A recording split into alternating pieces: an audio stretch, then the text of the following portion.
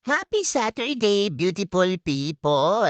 Late na nga kaming bumaba ni Daddy dahil ngayon ay walang activities ang aming mga bagets.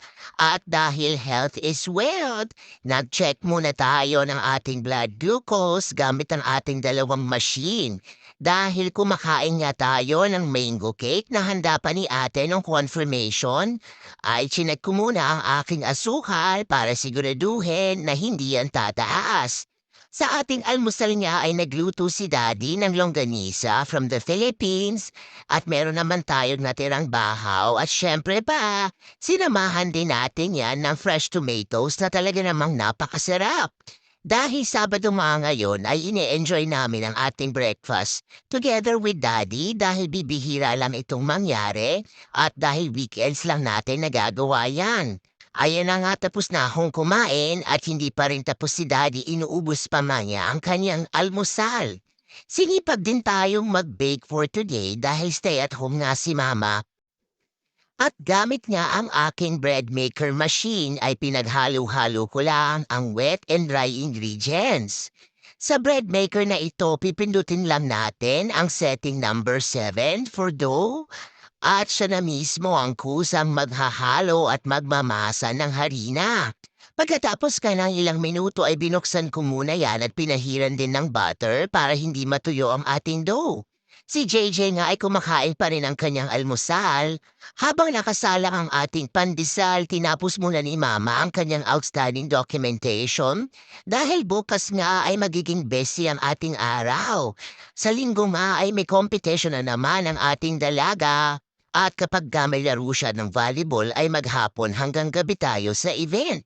Pagkatapos nating ma-document ang lahat ng ating patient, tapos na rin ang bread maker machine at tumagal nga yan ng 1 hour and 50 minutes. Nagpainit na nga tayo at nag-preheat ng oven at tinanggal ko na nga ang dough. Tingnan nyo naman, napakalambot talaga ng ating tinapay. At kung nakikita nyo nga si Daddy sa aking likuran, ay tinatapos nga niya ang paglo-laundry ng aming mga basahan at beddings. Pagkatapos nating mahiwa-hiwa ang ating dough, ay bilugin natin yan at igugulong natin sa breadcrumbs.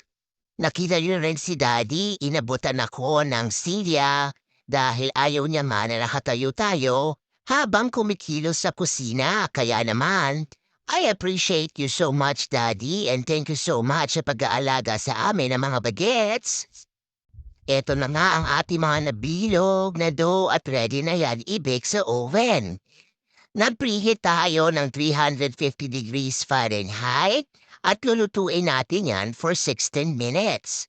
At dahil sinipag din ako, gumawa rin si Mama ng kanyang ube cookies na talaga namang paborito ng ating dalaga.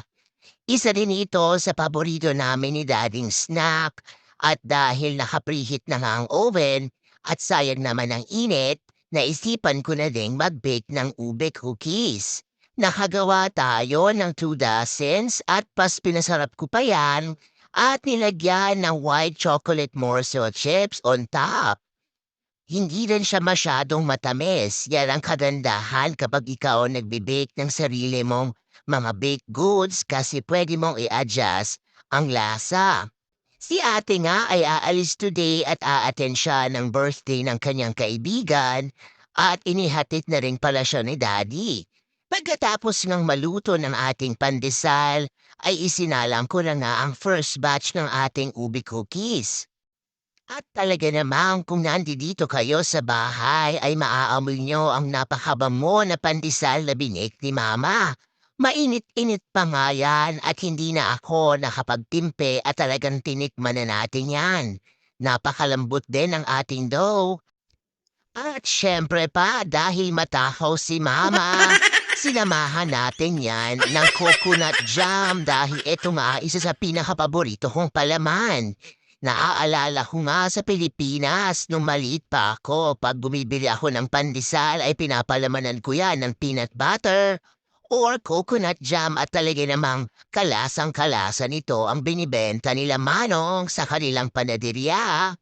Tapos na nga ring mabake ang ating last batch ng ube cookies at eto na nga, tingnan niyo naman kung gaano yan kalambot at kamoys, talagang napakasarap.